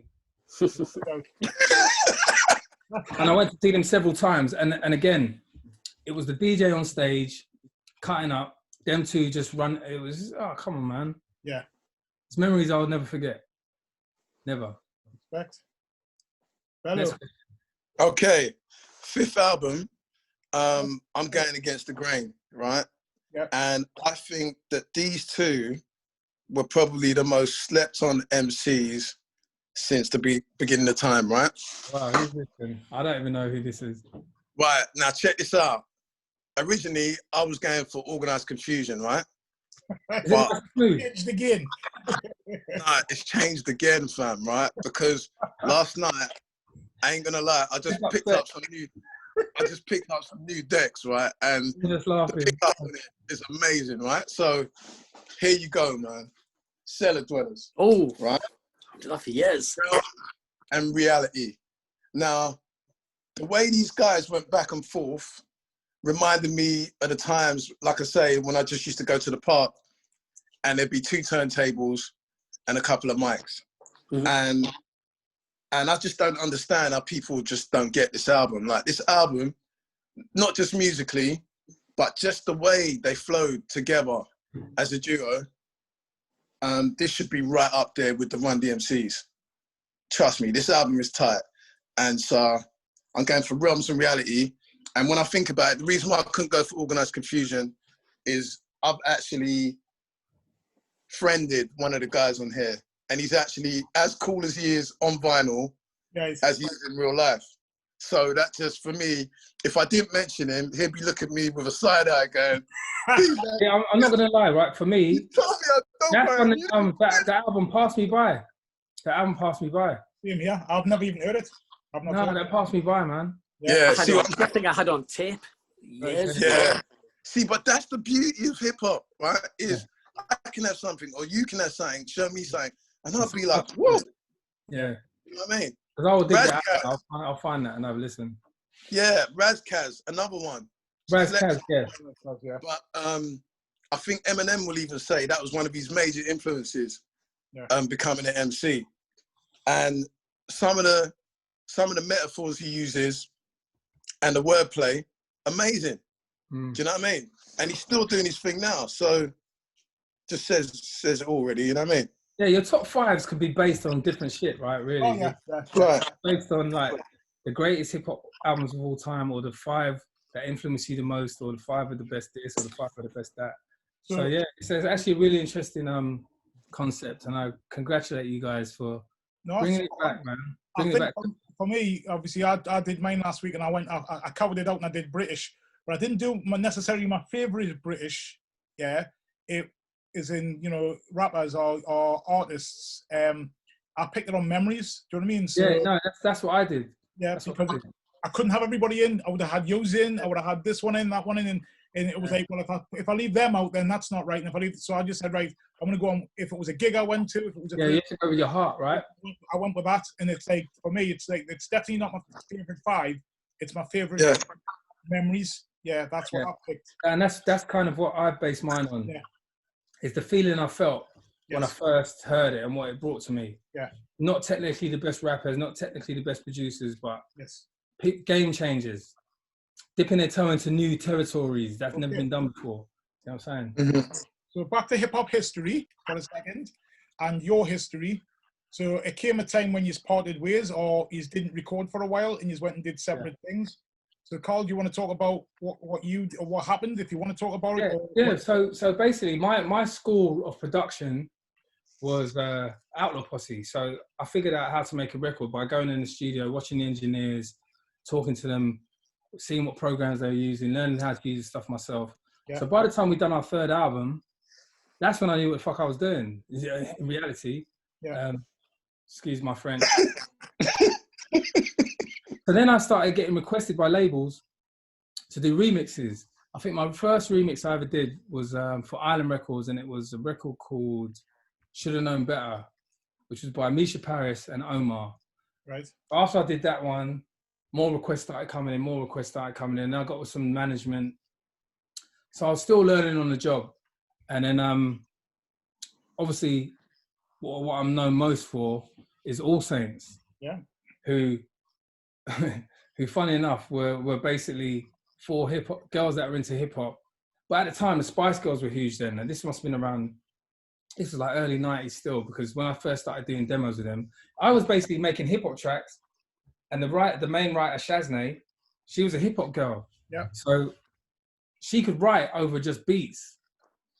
And that's how that whole connection started. So by the time they got their deal, Spice Girls were huge then, and I just came with the antidote for the Spice Girls. Sorry, can I just get clarification there? So were you working with them before that actually got that deal? Oh yeah. Right. Yeah, I was working with them from about 94. Right. I was working with them, and in 97 they had their first single, which I produced. So 94, we just went in the studio and started making records and stuff. Got turned down by every label, and then, cut a long story short, one of the record company bosses heard a song that I did called "I Know Where It's At." It was basically hip hop with these girls singing on it. And like I said, the Spice Girls were huge at the time, and these were completely opposite. They used to wear Timberlands, they used to dress like hip hop in their old school Adidas tracksuits, all that kind of stuff. And for some reason, it was something different. Yeah. So they were the first massive. I mean, the first album sold like 10 million copies. Mm-hmm. I mean, and I've done to this day 5 of their albums. Wow. The last one was in 2018. Okay. I mean, they're back on the road touring all over the world. But then I've done Jessie J. I've worked with Slash. I've worked with Rod Stewart. I've worked for Bad Boy Records.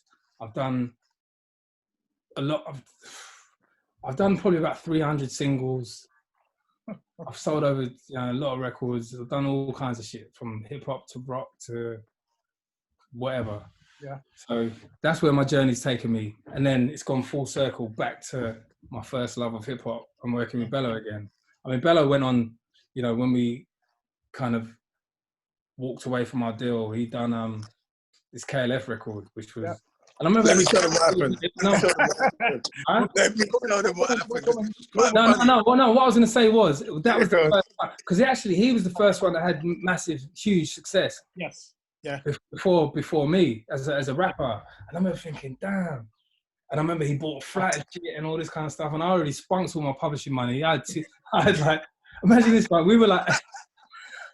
We both did, mate. I think we both did. But the thing is though, you actually invested in property. I didn't.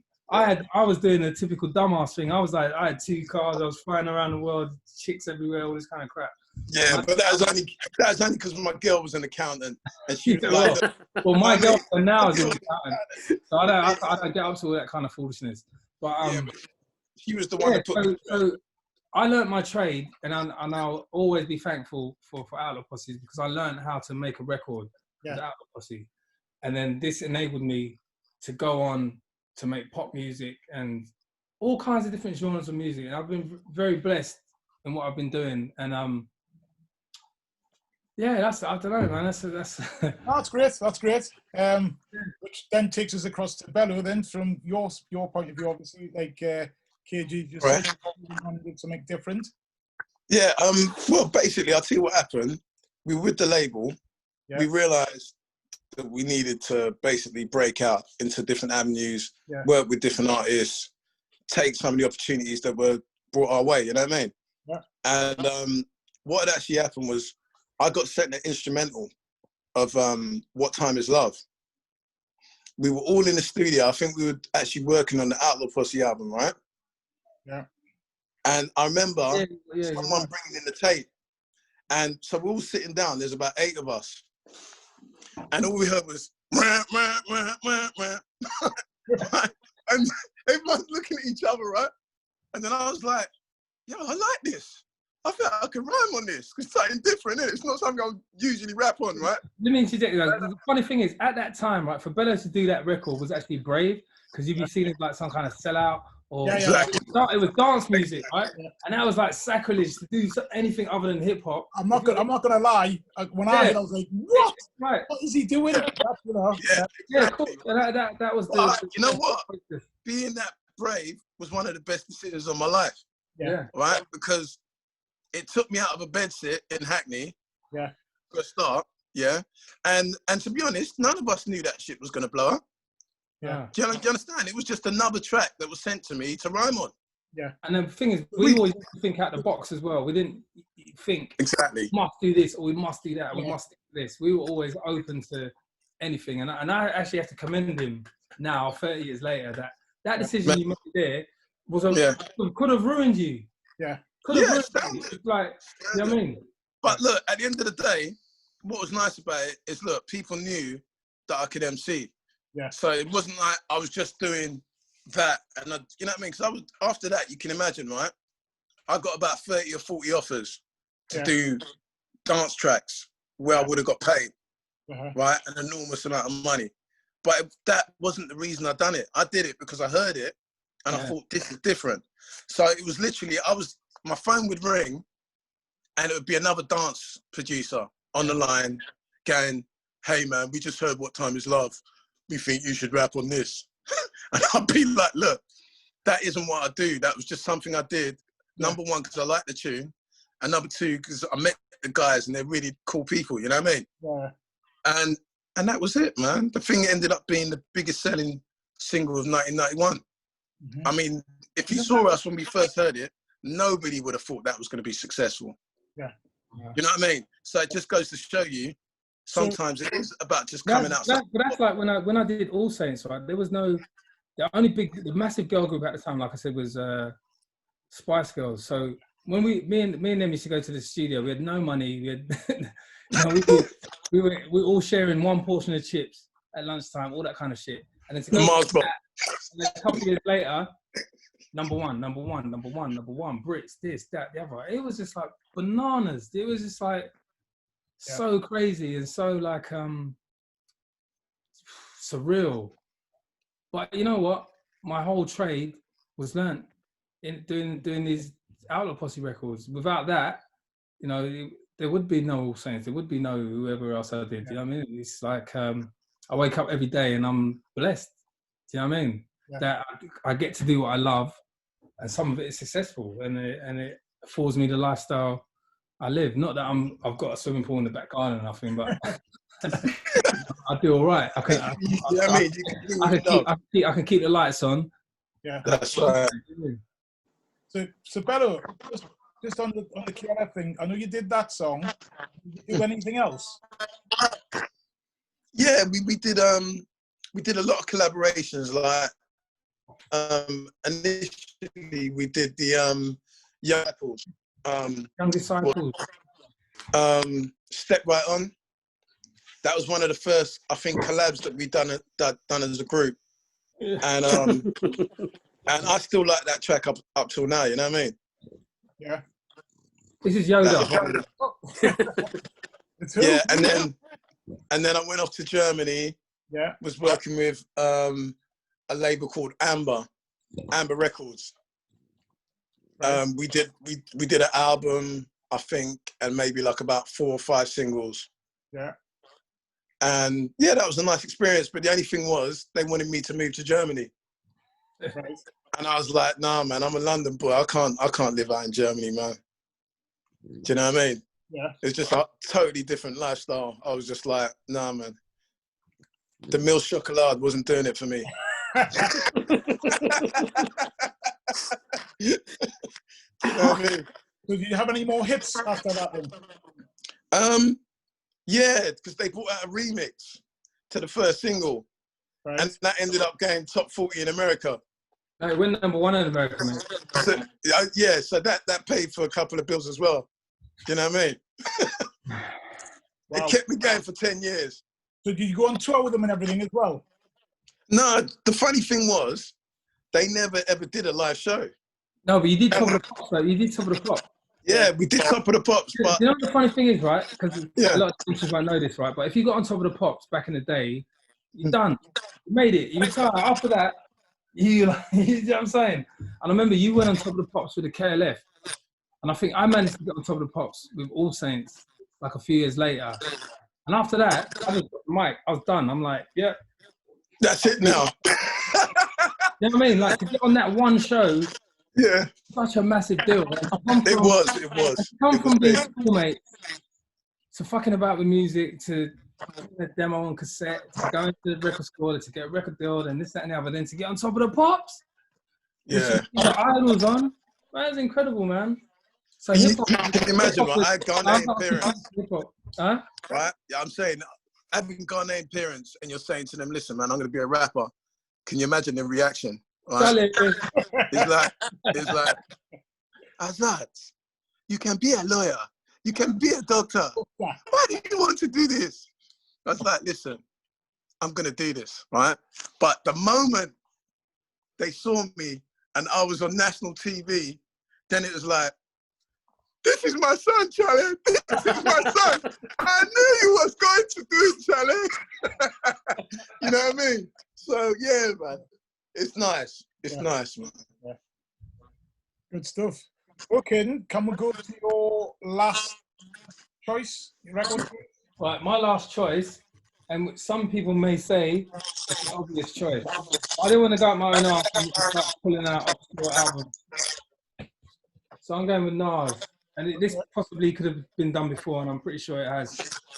Has it? No, it hasn't. No. Now, the reason why I chose Nas is because, for me, again, it's the combination of the MC and the production.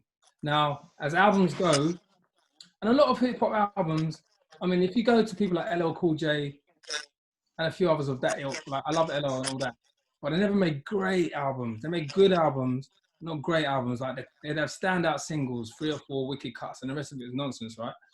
This album, come on, man, there's no filler, and the production on it is from one of my favorite producers, which is Pete Rock. And Premier. And when I heard him spit on Live at the Barbecue, because at the time, Main Source was one of my favorite bands as well, because they, production-wise, they took it next level, and it was, it was just dope.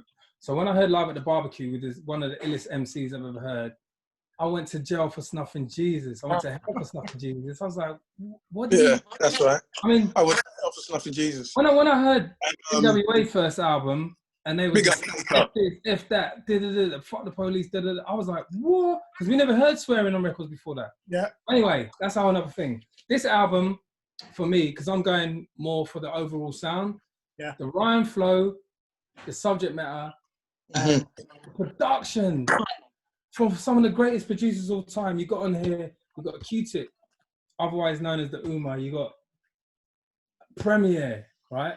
You got Pete Rock. All my favorite producers on one record. Yeah. So, if you're gonna ask me what my favorite song off this record was, The World Is Yours. And there's a reason for that as well. Not only was the production sick with the piano intro, I'm not even gonna try and sing it, but the scratch, It's Yours from Tila Rock, which was, I think, the second single released on Def Jam, was one of the greatest hip-hop singles at the time of all time. So you combine It's Yours, one of my favorite songs of all time, combined with one of my favorite producers and this new kid on the block called Nas. We made an album that to this day makes all his other albums sound whack.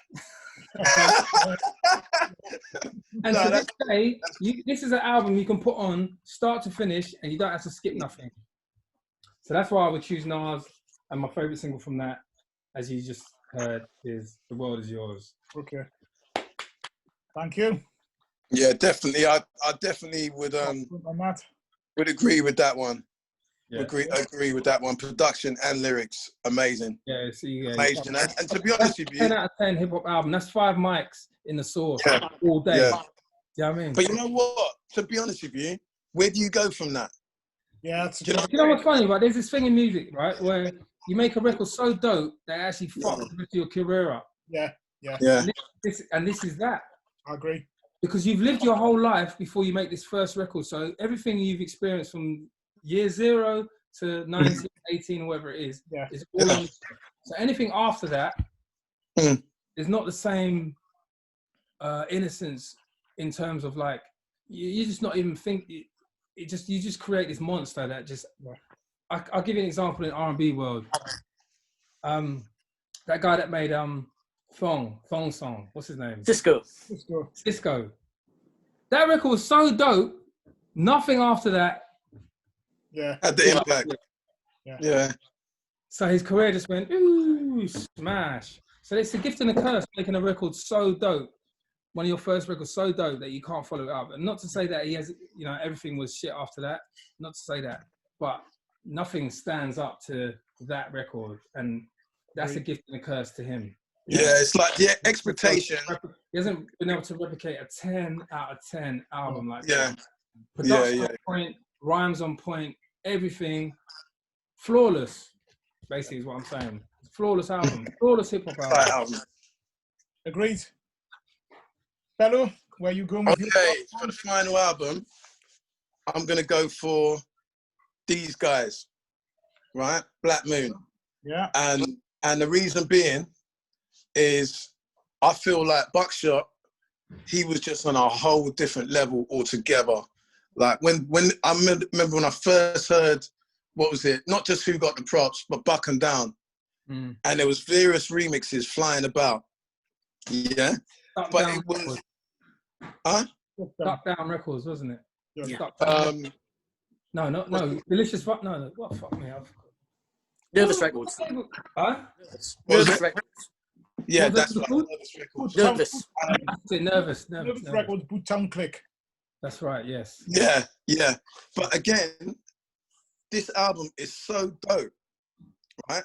And he made loads of dope tracks after that.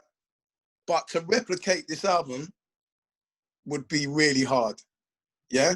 And don't get me wrong, he still made dope tracks after this album. Yeah. But this album, for me, I remember, like I say, his delivery, his cadence, his flow, it was just so out there. Do you know what I mean? It was almost like a semi-rap, semi-singing style. Yeah. But done, not trying to do it. It just seemed like it came natural. You know what I'm saying? Yeah. And for that, he was just a standout MC for me. Yeah. And fortunately, I got to do a track with him. Whoa. Not too long ago, which is on YouTube. You can check that out as well after. But I'd love to be able to do another track with this guy because I rate him that highly. Yeah. And standout single for me was probably Buck 'Em Down, if I'm going to be honest. And maybe Powerful Impact. That's my favourite. Yeah, just because I remember when we was in a dance, as soon as that came on, we'd all just lose our fucking mind. Do you know what I mean? So for that, yeah, Black Moon all day long, man. Buckshot, BDI, that's my boy. Yeah. I think for me, it's a funny one, isn't it? I think not just them, but the whole sort of like that whole clique. You know, the other, was it Smith and Wesson? Sean P. Yeah. Sean Price. Yeah. All them boys. Skelter. Yeah. Yeah, just, yeah. All of them are dope. All of them are dope. You know what I mean? Do you know, I always wondered why they called themselves Helter Skelter. I didn't know where that was from until I watched a documentary on Charles Manson. Serial killer. Yeah. Another little bit of hip-hop trivia. There's been a few groups, haven't there? Did the Beatles not have a song or an album called Helter Skelter or something as well? Yeah. I didn't know what the significance was of that before. And Susie and the Band as well. Yeah. There was the Cuban Drill, which was meant to drop years ago. And that was going to be called Helter Skelter as well. Yes. But obviously that got. Well, so thanks for that. That's been really informative. John, is there anything else you want to say about what their choices are before we move on to the last section? No, not really. It's just there's been some really nice choices, which, to be honest, everybody's got different choices, but I've felt virtually every single one. So I suppose for me, it's to ask you now. Then obviously we've went through your history from your beginnings to your first album to your second album, obviously, and then your third album that came out a couple of years ago to now. So you know, I was pleasantly surprised to see that you'd brought the song out. And what's it called again? The Prophecy. Prophecy. Yeah. And obviously, I was checking out the lyrics, and I was thinking that it's really, really conscious, and it's very now. You know, when you think about Black Lives Matter and people rediscovering, like you were saying, KG, about people rediscovering their blackness, you know, and cutting through all of the bullshit and lies that have been fed to people. So being fed to black people, black young people and what they believe in, and also to white young people and adults and what they're told about black people in Africa in general. I just find, you know, the sort of vibe off there and what you're saying on there, Bello, is being, you know, really, really interesting. And it's probably the most time I've listened to sort of the more conscious side of you. And I've went back and looked at your other stuff since that.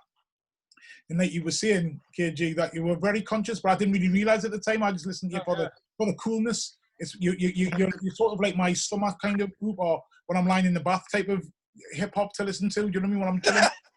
You know, yeah, I hear that. That's when I listen to it. You know what I mean? It's been a lot of times recently because of lockdown that I've been in the garden, and it's been the tune to listen to. You know, no swearing. You know, you can play it around people. Your neighbours aren't going to be worried because you're playing music that's got a lot of swearing in and stuff. It's mellow, and I like that. And you know, but then when I started listening to some of your lyrics, I've started realizing actually he's a very conscious, and I didn't even realize that in the past. You know what I mean? It wasn't something. Yeah, I mean, to be honest with you, with that new single, it's weird, man. It's weird. Like, it's kind of like, that's just how I was feeling when I came back from Africa. Yeah, it's almost like I was just on a different spirit. Yeah, completely, right? And when I listened back to it, I personally got emotional. Yeah, I don't normally get emotional about making a track, but that track actually made me feel emotional. Yeah, and that was when I played it to Carl. And I was like, listen, Carl, you got to do a remix, man. You got to do a remix of this. And I sent it to him. And then literally within a couple of hours, because Carl don't mess about, within a couple of hours, he's down on the phone. He's like, fam, listen to this. So it took me a while. It took about an hour before I actually downloaded it. But once I downloaded it, I was like, listen, man, we're back. Do you know what I mean? So it's cool, man. It's cool. Okay. It's cool. Carl? Yes. How do you feel about this coming back out again? And the yeah, I mean, do you know what? Everything for me has to happen organically, and it's like me and Bella have never lost touch since Outlaw Posse. We've always spoken, we've always met up, we've always hung out.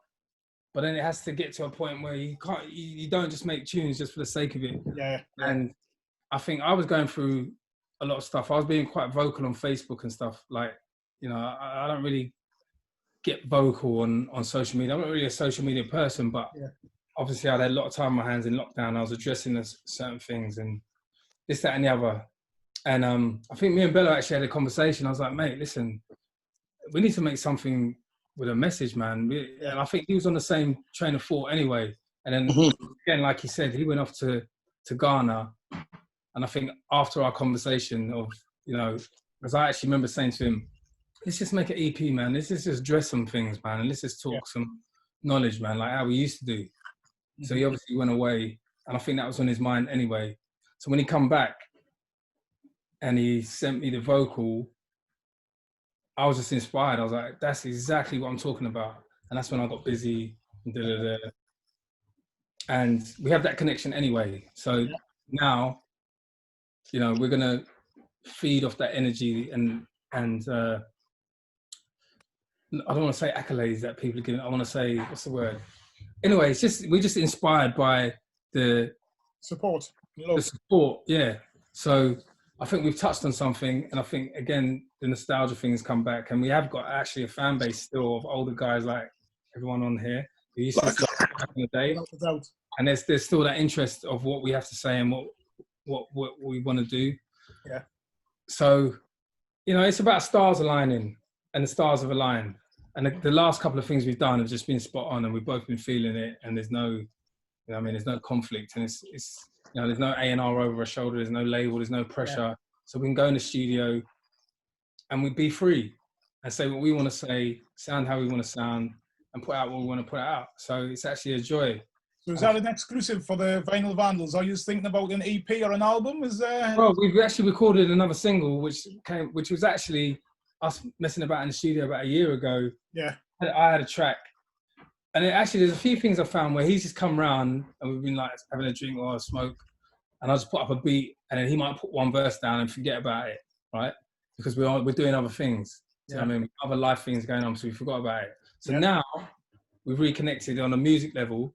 I've been digging out some of the old tracks, and I'm listening to it. I'm like, what? Wow, this is dope, man. You know what I mean? So we've got another single lined up. We've got another beat lined up. So we're just going to put stuff out as and when we do it. So we've got another one that we just did, which is in this, musically is similar vein. Lyrically is slightly different, but it's still poignant, in fact, in terms of what we're talking about, which is us coming back together. Yeah. And then we've got another. Listen, man, we got shit. Right. Yeah. Basically, we're doing what we do. We just go in the studio, we record a bunch of tunes, and then eventually we'll have an album. But we're just going to release songs as and when we do it for the foreseeable future. And I think in the new year, we'll probably have a body of work that will say, right, let's just put that out as an album. I suppose why I'm asking is because we're greedy, and obviously, like we said before, we don't like all this MP3 nonsense. It's fine when I jump in my car and whack my phone up to my car, but I need it in my hand. You know? Yeah. Also, we're looking into vinyl presses and distribution and all that kind of stuff as well. So we're definitely going down that road as well. Yeah, that's good. Now you've got that single that we're talking about there, the Prophecy, and you've got this other one that I've heard, and they're completely. It's completely different. So again, let me tell you a story about that. So again, it's going back to having stuff on your hard drive that's just sitting there. So my friend, he's a dance music producer. He actually done a record. It's his record originally. Yeah. So he said, listen, and he's a fan of Outlaw Posse because I love Bello to put rap on it. So I said, all right, let me do a remix. I kept it in the dance vein, and I got Bello to rap on it. Yeah. And for one reason or another, it just never came out, and it's been sitting on my hard drive for about a year. So I just thought, well, do you know what? Rather than just sit on my hard drive, let's just put it out. It's not in the same vein or along the same lines of what we're trying to do. Yeah. But to me, it's a musical genre that we haven't dipped our toe in, and it's not necessarily representation of what we're trying to say or trying to do sound-wise or lyrically, but it felt good at the time to us. Yeah. And we're not like purists per se in how we make music. And I thought to myself, there'll be a lot of people out there that will enjoy that record. Not necessarily our core fan base. Yeah. There'll be a bunch of other people that will enjoy it. So why not let them have it? Fair enough. Why not let them have it? Yeah. If the people that are core audience don't like it, so be it. That's fair enough. They can listen to Prophecy. But there's a whole other bunch of people that will actually enjoy this other record. And if it crosses over something, anyway, it's number one. What more can I say? Yeah, that's fair enough. So the decision, I don't like personally good records sitting on my hard drive over politics or sound or this or that or whatever. Well, our album is not going to sound like that, and that song probably won't be on the album. But it served its purpose in terms of there are going to be people that like that. I personally think it's dope, but it's not our first choice of sound. We want to represent ourselves as Outlaw Posse, but it's out then in is what I'm trying to say. Cool. So on the Prophecy, fellow, you talk about Ghana and you talk about the Golden Spoon and being Ashanti, is that right? That's right. About the Ashanti Empire. Ashanti Empire, yeah. Are you actually Ashanti yourself? I mentioned the Ashanti Empire. That's correct. No, but it's funny. Before I went to Ghana, I read about the Queen. Yeah. The Queen of Ashanti. Yeah. And what she did in order to fight against the British Empire. And so I was highly inspired, right? So obviously, when I was writing that song, I said I can't mention Ghana without mentioning the fact that it was the Ashanti that kept Ghana with its pride. You understand what I'm saying? Yeah. So that was the whole reason behind that. And I just feel like what we was talking about earlier, is people should be proud of their history and where they're from. Yeah. Do you know what I'm saying? So that's my heritage. So I'm not gonna hide that. How often do you get to Ghana? Do you know what I mean? Not as much as I'd like to, but now that I've been for 3 months, I'm already looking into leaving in December. Right. For a couple of weeks. Yeah. You know, providing I don't get isolation when I come back. Yeah, well, the thing, isn't it? Yeah. John, you got anything to ask? Do you know what I mean? But yeah, go on. Yeah, one thing. Obviously, you've done 3 albums. You've got your new stuff out. Are you planning on doing any touring? Preferably Newcastle. You know what? I'm on If we it. get opportunity to be able to do a tour, Mhm. we'll definitely do it, 100%. Right. Cool. But we just have to see how this this new music takes off and all that kind of stuff, because it's a lot of money, it's a lot of this and Oh, this. of course. There's a lot of, I'm there's a not- lot of, like I said before, there's a lot of stars that have to align. Yeah, that's But fair. we're 100% up for it, and I think once we've got a body of work out there, you know, if we can find an agent that will put us on, Yeah. then we'll Well, definitely do it. we've got a good friend of ours called James Watson. He lives in Darlington, which isn't far away from Newcastle. It's just down the road. And he runs a venue called the Forum. And I'm sure he would love to have you on the Forum. So that's. Man, make it happen. We're down with it, man. I'm going to get in touch with you anyway. And you can talk. Okay. Yeah. If there's an appetite for it, Yeah. All right, cool. then we're down. Okay. It would be really cool because at the forums, like at the beginning of the year, they had the stereo MCs there, and it was absolutely amazing. Yeah, it was Yeah, so, yeah. it was sold out. That's That's our boys. That's our boys, mate. I know, that's what I'm thinking. Yeah, mate. Rob and Nick. Actually, I learned quite a lot from them guys as well, because in terms of, because their DJ Cesare, remember Cesare? He was dope, man. And they were the first hip hop kind of band that I saw. Like, Yeah. they use samples and live. They use a band. Yeah. You know, people couldn't figure out where they rock, where they hip hop, where they this, where they that. Yeah. But actually, they've made some dope records, man. Yeah. Dope Yeah. records. Yeah. But yeah, we're down with it, man. We're down with it. All right, then. We'll come to the end now, and honestly, I really, really appreciate you taking the time out of your work to speak to us. I really appreciate what John does, and I'm sure I'll speak for the other vinyls, John and Julie and Riddler, in thanking you for actually, taking the time out to do this. Keep making the music because we love it and we're massive fans. Is there any last words that you want to say before I close it? Yeah, big up Vinyl Yeah, Vandals. man. Respect to the fans. Big up the whole clique.